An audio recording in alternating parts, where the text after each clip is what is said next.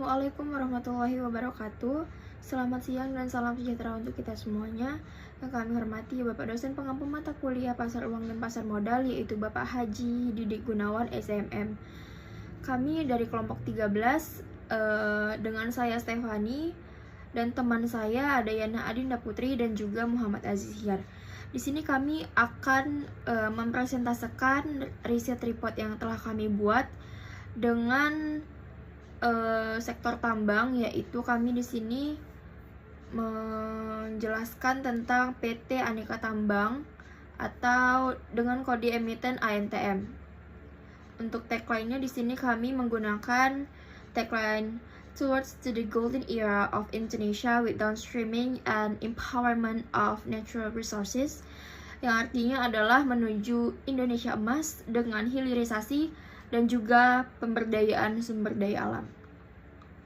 Riset report ini dibuat pada Senin 16 Desember 2024.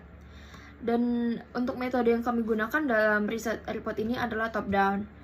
Jadi kami akan menjelaskan dari kondisi makroekonominya. Nah, di sini saya akan menjelaskan kondisi makroekonomi. Untuk economic growth di sini turun dengan minus 4,95%. Untuk inflation atau inflasi di sini naik sebesar 1,55%. Untuk currency exchange di sini rupiah sempat meningkat atau dolar sempat melemah sampai di 1 USD itu 15.900. Untuk BI rate itu di 6%. Untuk trade surplus and deficit itu di 28,86 billion USD. Untuk di current account deficit itu di minus 0,6%. Untuk foreign reserve di sini 150,2 billion USD. Di sini ada kami sajikan data pertumbuhan ekonomi Indonesia pada triwulan 1 2024 yang bisa kita lihat bersama di sini. Data ini kami dapat dari Badan Pusat Statistik. Di sini kita bisa lihat bersama grafiknya. Pertumbuhan ekonomi di Indonesia pada triwulan 3 2024 tercatat sebesar 4,95% year on year, sedikit menurun dibandingkan triwulan 2 yang mencapai 5,05%. Secara keseluruhan, hingga November 2024, pertumbuhan ekonomi diproyeksikan tetap berada di kisaran 5%, didukung oleh konsumsi domestik yang kuat, investasi dan sektor infrastruktur, dan inflasi yang terkendali.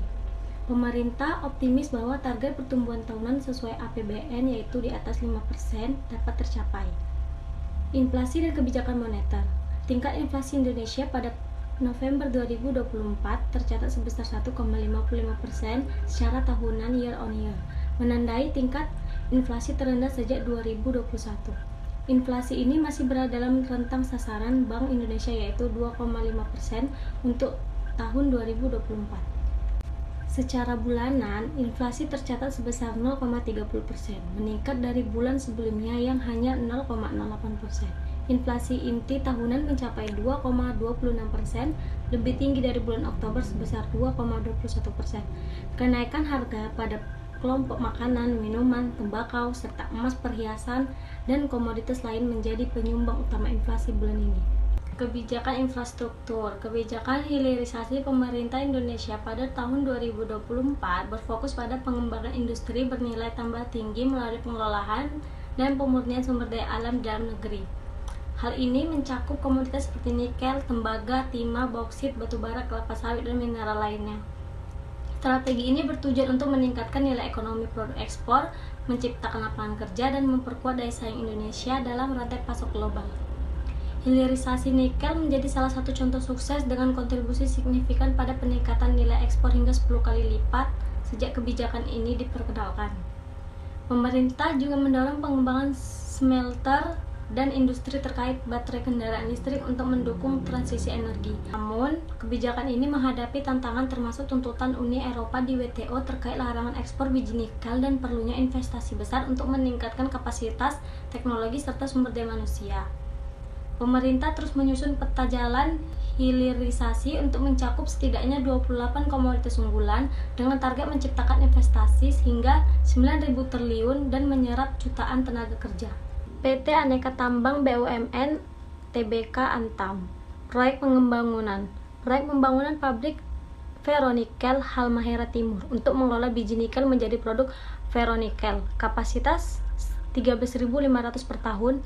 Statusnya pengaktifan dan sinkronisasi pembangkitan listrik fase 2 yang dilaksanakan pada kuartal 1 2023. Yang kedua, tahap komisioning pabrik ditandai dengan proses pemanasan tungku atau pembakaran pada tanggal 7 Juli 2023, tungku dinyalakan pada tanggal 19 Juli 2023, penyadapan terak pertama pada tanggal 22 Agustus 2023, penyadapan logam pertama pada 12 September 2023. Proyek Mempawah Smelter Grade Alumina Refinery mengelola bauksit menjadi produk smelter grade alumina sebagai bahan baku pelaburan aluminium. Kapasitas 1 juta ton SGA per tahun. Statusnya Inalum dan Antam membentuk entitas usaha patungan PT BAI Antam 40% dalam proyek SGAR. Sejalan dengan pembangunan pabrik SGAR, Antam tengah mengembangkan tambang bauksit di wilayah IUP di area Mempawah. Progres fisik pembangunan SGAR hingga 31 Desember 2023 telah mencapai 80%. Pengembangan ekosistem baterai kendaraan listrik nasional atau hulu dan tengah. Antam mendukung inisiatif pemerintah untuk mengembangkan ekosistem industri baterai kendaraan listrik di tanah air. Partisipasi Antam difokuskan langsung pada lini hulu dan tengah. Statusnya penandatanganan perjanjian jual beli saham bersyarat conditional share purchase agreement atau CSPA dan perjanjian pemegang saham shareholders agreement atau SHA antara Antam dan Hong Kong CBL Limited atau HKCBL dalam rangka pengalihan sebagian kepemilikan saham Antam kepada PT Sumberdaya Arindo pada Januari 2023. Penandatanganan perjanjian jual beli saham bersyarat conditional share purchase agreement atau CSPA dan perjanjian pemegang saham shareholders agreement atau SH antara Antam, PT International Mineral Capital atau PT IMC dan HKCBL dalam rangka pengalihan kepemilikan saham PT IMC dan sebagian kepemilikan saham Antam kepada PT Feni Haltim dalam rangka pengembangan dan pengelolaan kawasan industri sebagai lokasi pengembangan ekosistem EF baterai terintegrasi serta perluasan dan pembangunan pelabuhan dan infrastruktur lainnya termasuk pembangunan fasilitas pengelolaan nikel berbasis teknologi pada Mei 2023. Penandatanganan perjanjian usaha patungan mengenai rencana pendirian perusahaan patungan untuk proyek hidrometalurgi pada Desember 2023. Penyelesaian transaksi divestasi anak usaha Antam, PT Sumberdaya Arindo dan PT Feni Haltim sebagai bagian dari rangkaian transaksi kerja sama antara Antam dan HKCBL pada Desember 2023. Di sini ada growth and price performance. Growth-nya revenue quarter-year growth 116,63%, revenue YTD year growth 39,81%, revenue annual year growth menurun sebanyak 10,63%, net income menurun 32,13%, net income year growth menurun sebanyak 22,72%, net income annual year growth menurun 19,45%, EPS quarter year growth menurun 32,13%, EPS year growth menurun 22,73%, EPS annual year growth menurun 19,45%. Price performance.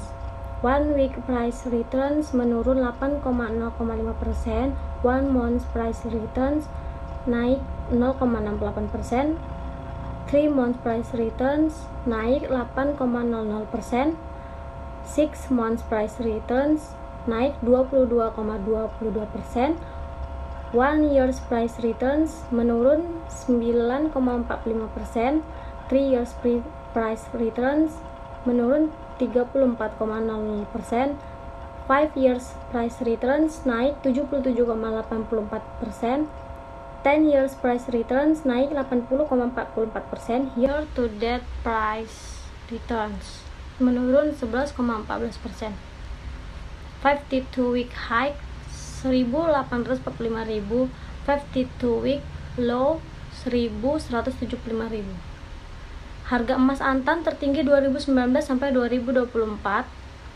1 gramnya pada 5 September 2019 784.000, 7 Agustus 2020 1.065.000, 6 Januari 2021 981.000, 9 Maret 2022 1.036.000, 4 Desember 2023 1.145.000, 17 Juli 2024 1.427.000.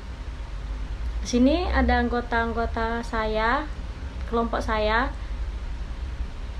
sendiri, ada Hayana Adida Putri, Stefani, dan Mama Aji Siar, dan ada email juga. Profil perusahaan PT Aneka Tambang Tbk, anggota MEND ID, Industri Pertambangan Indonesia. Holding BUMN Industri Pertambangan merupakan perusahaan pertambangan dan logam yang terintegrasi secara vertikal, berorientasi ekspor dan terverifikasi, dengan operasi yang tersebar di seluruh kepulauan Indonesia yang kaya akan mineral. Antam merupakan semua kegiatan mulai dari eksplorasi, penggalian, prosesan hingga pemasaran biji nikel, fornikel, emas, perak, boksit, dan batubara. Perusahaan ini memiliki pelanggan tetap loyal di Eropa dan Asia. Berkat luasnya wilayah ekspor berizin milik perusahaan serta kepemilikan cadang dan sumber daya berkualitas tinggi yang besar, Antam telah membentuk beberapa usaha patungan dengan mitra internasional untuk membangkitkan independen biji geologi menjadi tambang yang menguntungkan. Bidang usaha didirikan pada tahun 1968, Antam merupakan perusahaan milik negara yang merupakan hasil pembangunan beberapa perusahaan dan proyek pertambangan milik negara, yaitu Perusahaan Umum Negara Pertambangan, Perusahaan Negara Pertambangan Bauksit, Perusahaan Negara Pertambangan Emas Tiji Kotop, Perusahaan Negara Logam Mulia PT Nikel Indonesia, proyek berlian, dan proyek-proyek lainnya di bawah BPTAM. Perseroan didirikan dengan nama Perusahaan Negara atau PN Aneka Tambang berdasarkan Peraturan Pemerintahan Nomor 22 Tahun 1968. Perseroan didirikan dengan nama Perusahaan Negara PN atau Aneka Tambang pada tanggal 5 Juli 1968. Antam dibentuk melalui pengembangan beberapa proyek pemerintah Indonesia dan perusahaan pertambangan. 1. Perubahan PN Antam menjadi perusahaan negara perseroan terbesar perusahaan perseroan berdasarkan Peraturan Pemerintahan Nomor 26 Tahun 1974. 2. Perubahan Antam menjadi perusahaan perseroan terbesar berdasarkan Akta Pendidikan Perseroan Nomor 320 tanggal 30 Desember 1974. Terbitnya Keputusan Menteri Keuangan Nomor 1768/MK/4/12/1974 tentang pengubahan modal dasar perusahaan PT Aneka Tambang menjadi perusahaan terbesar dengan PT Aneka Tambang yang telah ditetapkan oleh Menteri Hukum dan Hak Asasi Manusia berdasarkan Keputusan Nomor YA 5/170/4 tanggal 21 Mei 1975. Biaya operasi 1. Pertumbuhan kinerja keuangan Antam yang gemilang tahun 2017. 2. Antam kembali mencatatkan produksi dan penjualan ferronikel tertinggi sepanjang sejarah. 3. Antam mendapatkan suatu proper emas dan 2 proper hijau atau kinerja pengelolaan lingkungan yang baik. 4. Antam kembali menjadi salah satu produsen ferronikel berbiaya rendah di dunia dengan biaya tahun ferronikel USD 3,52 per IB. 5. Eksplor perdana produk emas logam mulia Antam ke pasar Jepang. 6. Ekspansi jangkauan pasar domestik produk emas logam mulia Antam. 7. Apresiasi pasar positif terhadap produk logam mulia Antam. 8. Stream revenue baru Antam tahun 2017 ekspor biji nikel kadar rendah dan biji bauksit. Pembangunan pabrik ferronikel Halmahera Timur. 10. Komitmen memperkuat tata kelola perusahaan yang baik. 11. Predikat perusahaan sangat terpercaya selama sebulan tahun berturut-turut. 12. Antam menjadi bagian dari holding BUMN industri pertambangan. 13. Kepercayaan investor dengan peningkatan jumlah pemegang saham sebesar 9%. Resikonya adanya gejolak geopolitik yang membuat volatilitas harga komoditas global semakin kencang. Seperti diketahui, kinerja keuangan emiten tambang termasuk Antam akan sangat sensitif terhadap pergerakan harga komoditas. Gejolak geopolitik mengakibatkan harga komoditas akan sangat volatil. Harga nikel tiba-tiba bisa naik, harga emas juga tiba-tiba jadi sangat tinggi.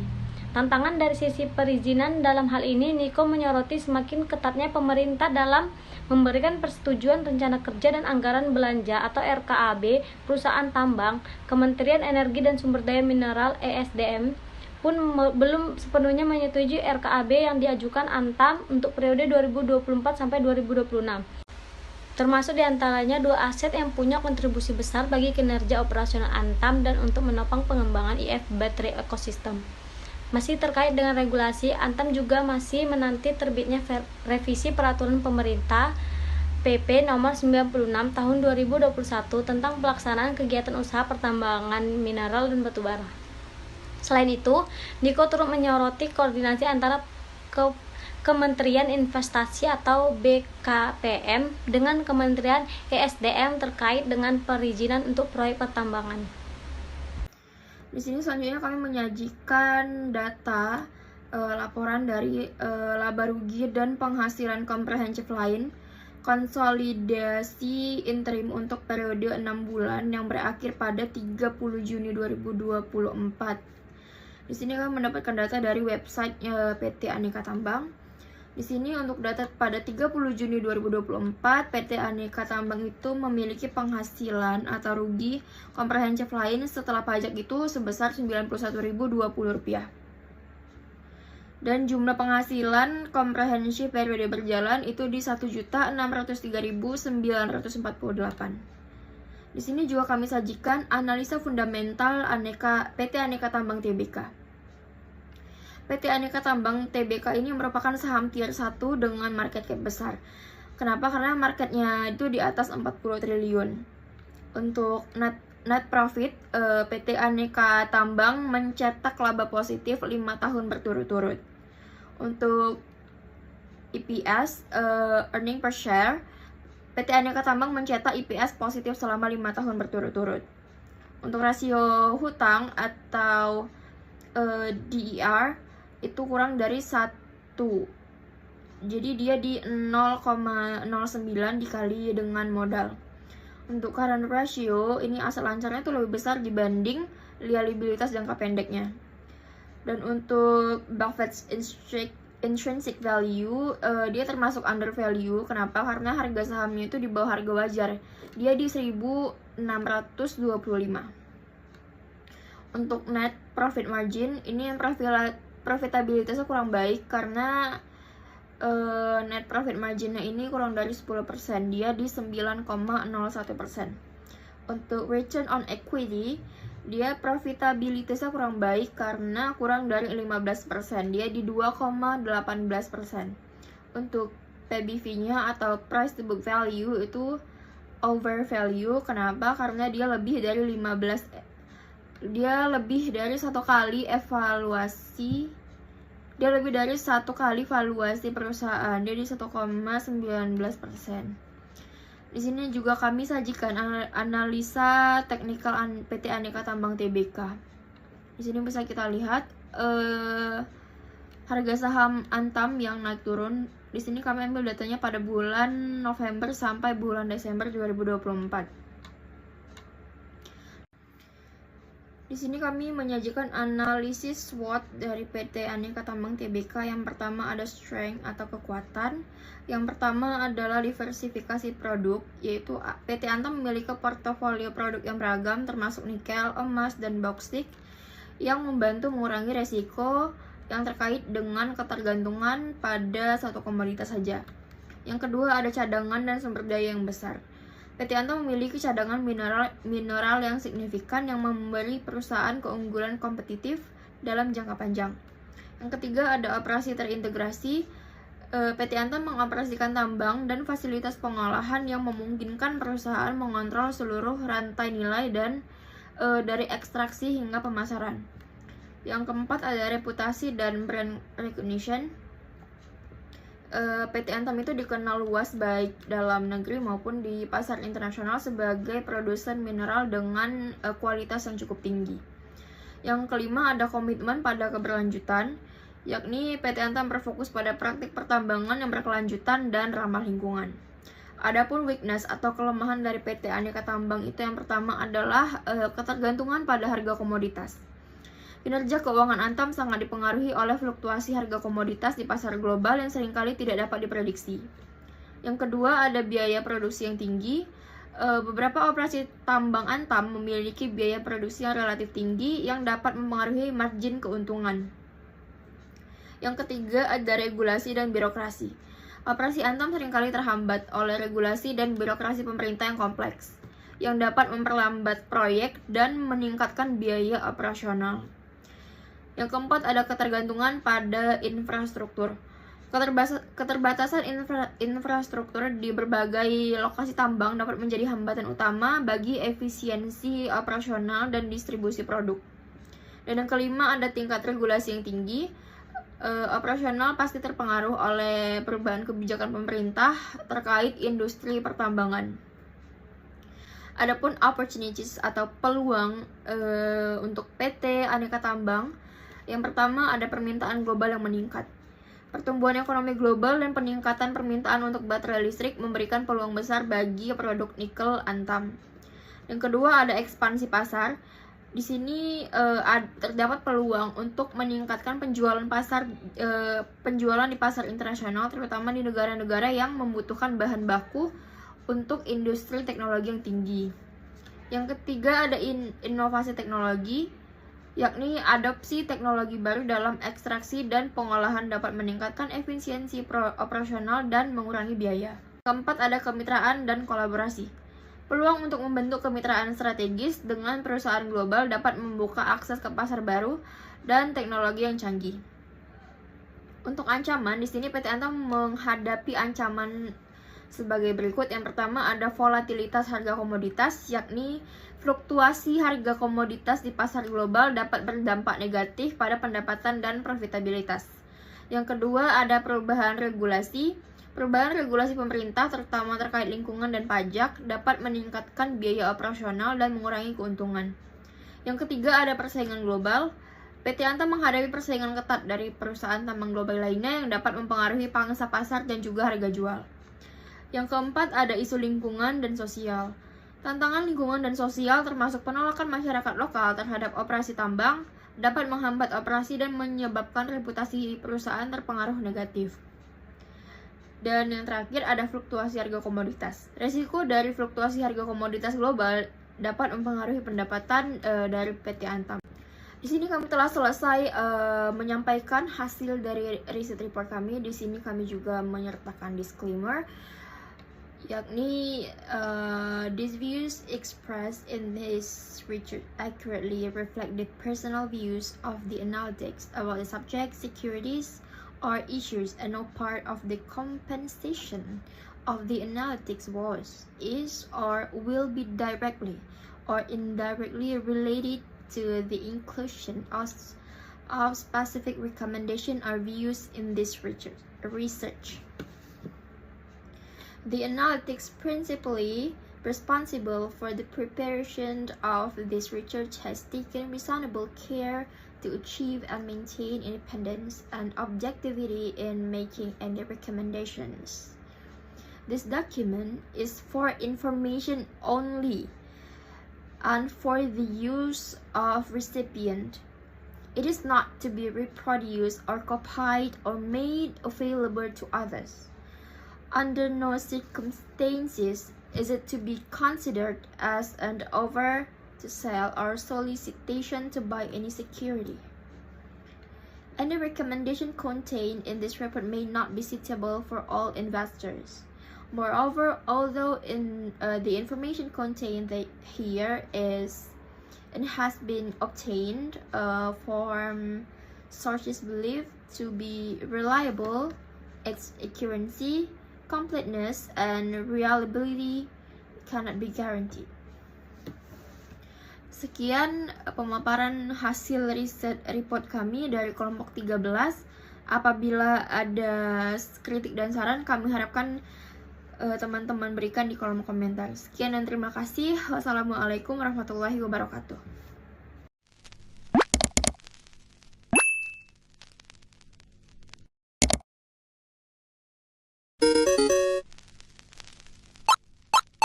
you